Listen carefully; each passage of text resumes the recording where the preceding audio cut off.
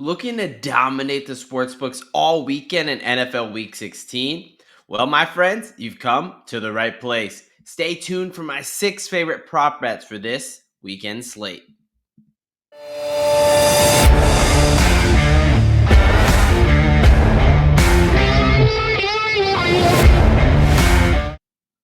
Welcome, football fans, to another edition of IDP Plus Bets. What is up, folks? I'm your host, the DGen Doc, and we're back for another week, baby. NFL Week 16. Only 3 weeks of the regular season left, and that means it's crunch time. That means we're ready to go. Look, folks, if you're new to the show, the way this works is I'm going to be talking about my 6 favorite prop bets. I'm going to give you those prop bets and the reasons why I absolutely love them. This week, it's 6 bets, all plus money. And I'm going to start with the lowest odds, and we're going to get higher from there. We've been doing it all year, and we're going to continue it on with NFL Week 16. Got 6 plays that I absolutely love. So without further ado, let's get right into it. The first guy up that I'm going to be targeting here, we're going to go to Seattle, and we're going to go to Lumen Field in that 12th man. And we're going to be talking about number 11, and that is the seemingly new Seattle Seahawks wide receiver 1, jaxonsmithnjigba, 70 plus yards, receiving yards at plus 120. So, a couple reasons I love this. Number 1, Geno Smith, no structural damage to his knee, fully practiced this week. He's good to go. Let's not forget Geno Smith, for whether he's a great quarterback or not, that can be up for debate. But what he is top 5 in the NFL in passing yards. So he can get JSN the ball and get him that volume. The other situation here is we're playing the Minnesota Vikings, right? So you got Seattle Seahawks at home, Minnesota Vikings. Both these teams, Minnesota's still trying to look for number 1 in the NFC. They're still fighting for their division. Meanwhile, Seattle's trying to do the same thing. This Minnesota defense has been very susceptible. They are giving up 245 yards per game on average. Again, this is already a Seattle Seahawks passing offense that is above average, with Geno Smith having all those passing yards. And the leader has been JSN, especially the last 6 weeks. He's hit over the 70-yard mark in the past 6 games. And I like for him to continue that streak. It's got a good matchup. Quarterback is healthy, and this team really needs it. They're really finding ways to get him the ball, whether it's through the screen game, something downfield. I mean, the talk was, is he going to turn into a wide receiver 2 and kind of take over the Tyler Lockett role? Well, Tyler Lockett's been a ghost, and DK Metcalf, I know he's been dealing with injuries, kind of been sprinkled in. This offense has been running through JSN, and I like it to continue here. So give me JSN 70-plus receiving yards at plus 120. All right, we are heading out to Las Vegas to go to a dome to talk about a up-and-comer here that's none other than rookie tight end out of Penn State, Mr. Brentonstrange there. And things got strange against the Jets last week because that was really his coming out party. Evan Ingram out for the year with an injury. And Brentonstrange went absolutely off. 12 targets for 73 yards. So what we want here is Brentonstrange 50-plus receiving yards at plus 165. He's gone over this number a couple times, especially when Ingram's been out of the lineup. And he's got a really good matchup in Las Vegas, obviously playing in the Dome. Weather is not going to be a factor. But tight ends, they've been really bad against the tight end in Las Vegas. In fact, in 3 out of the last 6 games, a tight end has led the opposing team in receiving, right? So K. Dotton last week had 70 yards. A couple weeks ago, Jonnu Smith had over 100 there. And Mike Gesicki had over 100 yards as well for the Cincinnati Bengals. So tight ends can be very successful. Last week, Kyle Pitts even had 4 catches for 28 yards. That's pretty successful for him at this rate. But the tight ends, the linebackers for the Las Vegas Raiders are very beat up. The safeties are very beat up. The tight ends are a point of vulnerability for this defense. And Mac Jones is clearly trusting him. It's backup quarterback who needs a safety valve in his tight end. Again, 12 targets last week. I think this is a guy who is going to be continue to be used. I actually see this as a little bit higher scoring of a game with Jacksonville and Las Vegas. I just think it's two teams with bad defenses. Offenses aren't, super, super great, but Definitely a lot of opportunity there. So I like brentonstrange 50 plus receiving yards at plus 165. And the third prop bet of the show here, give me Dorian Thompson Robinson over 40 plus rushing yards at plus 180. Now, DTR, he's gotten some run, not a ton. When Deshaun Watson initially went down, it was actually against the Bengals, earlier in the season when DTR was able to get some run. And in that game, not even starting the full game, he picked up 44 yards. And last week, when he came in, late in the second half for Jameis Winston, he had 3 rushes for 16 yards. So he's a very capable runner coming out of UCLA. And he's going to need to. Backup quarterbacks, it's typically first read, second read, and then take off, right? He's got some opportunity here with defensive end Sam Hubbard is dealing with a PCL injury, likely out for the season. They've got a couple defensive tackles banged up. So I think there's going to be some running holes for DTR. I also wouldn't be surprised if the Browns kind of implement that in their game plan. The Cincinnati Bengals defense has been it's been atrocious against the run game. So, starting some read options, throwing those into the mix. I mean, the Browns, they might as well throw everything at this game that they can. And I really think that DTR, whether it's on design runs or just scrambles, I think that his legs are going to be a big part of this game. So give me the DTR or Dorian Thompson Robinson 40 plus rushing yards at plus 180. All right, folks, we are halfway through the show, giving out 3 out of the 6 bets. And you know what that means? It's time to tell you about some of the great things we got going over here at IDP Plus. We've got memberships. Look, you get memberships at all different kind of subscriber levels for access to tools, data, IDP articles that are only released to our members, and of course, our subscriber-only Discord. I write an article every week talking about looking at the biggest injuries and how do we look this through an IDP fantasy football lens, right? How does this relevant to the defensive side of the ball? So you can get great things like that at idpplus.com/membership. Use promo code PROPS for a 20% off any membership on the site. We're also brought to you by FanDuel. FanDuel, go to idpplus.com/FanDuel for $50 in bonus bets when you deposit just $10. And don't worry, we don't discriminate because we got idpplus.com/DraftKings, $50 in bonus bets when you deposit $50. All of those will be in the description below. Let's keep rolling on here. We've got Las Vegas. We're heading back out to Las Vegas.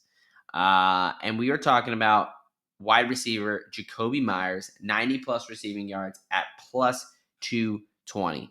Look, going back to the Myers play here, Desmond Ridder, awful, comically bad. Like, I don't know, he didn't have a completion to a wide receiver until 5.5 minutes left in the game.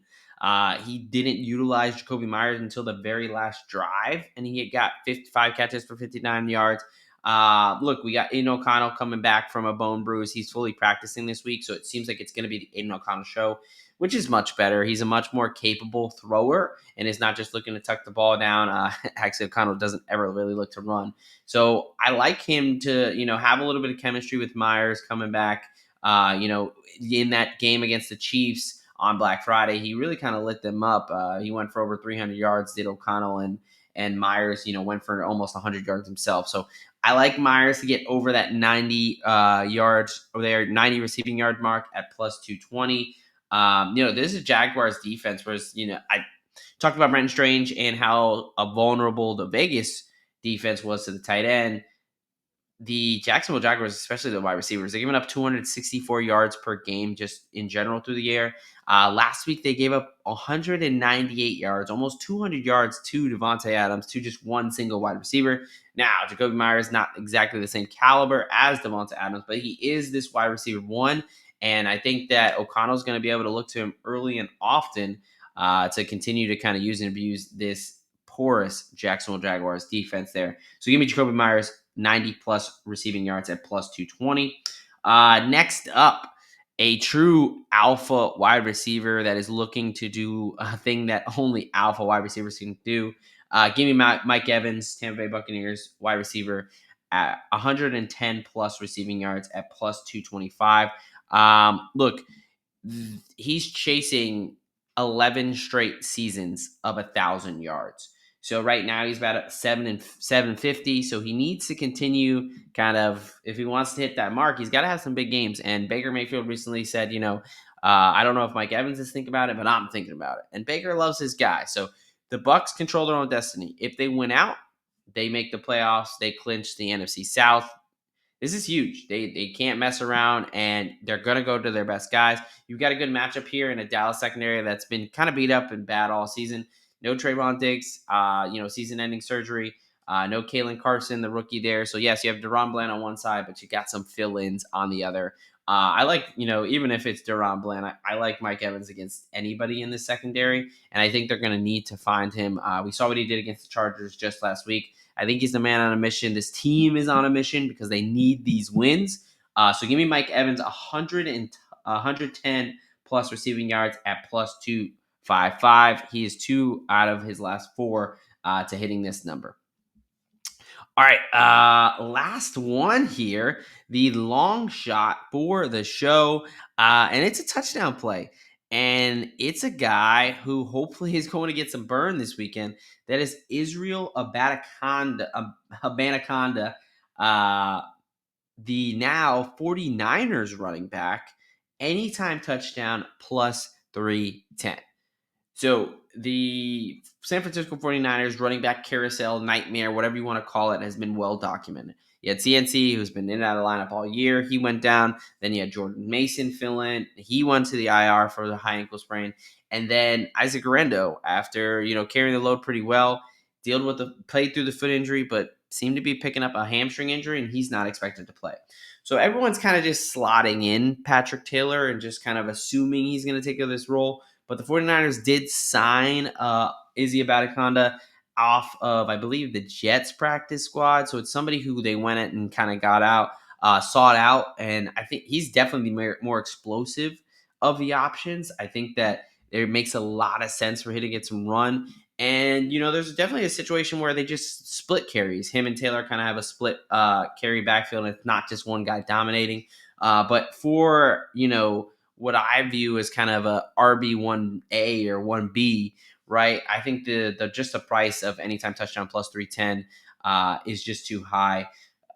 We don't exactly know what the running back rotations are going to look like, but he is the more explosive runner. 49ers, if they have any chance of the playoffs, they need to win this game in Miami. I think they're going to be able to, control the clock and run the ball. I really like San Francisco to kind of put it on Miami. So whether this is just a backup coming into the game and near the end and kind of sneaking one in the end zone, or he really is truly getting worked into the rotation, I think the price is just,